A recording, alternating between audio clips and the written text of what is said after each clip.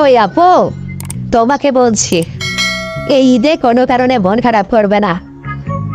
হাতে সুন্দর করে মেহেদি নেবে। শখের ড্রেসকে আর উঠাই রাখো না তো। ইচ্ছা মতো ঘোরাফেরা করো।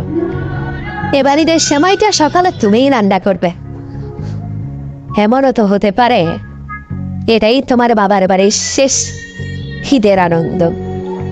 এরপরে চাইলেও বাবা মায়ের সাথে ঈদ করতে পারবে না। মেয়েদের জীবনটা একটু অদ্ভুত হয়। তাই তো একটি মেয়ের বয়স হলেই বাবা মাকে ছেড়ে অন্যের বাড়িতে চলে যেতে হয়। আপু, মন খারাপ করতে নাই। এটাই তো বাস্তব। সবকিছু মেনে নিতে হয়। তুমি কেন কান্না করবে? নারী কাঁদে না, নারী মানিয়ে নিতে শিখে যায়।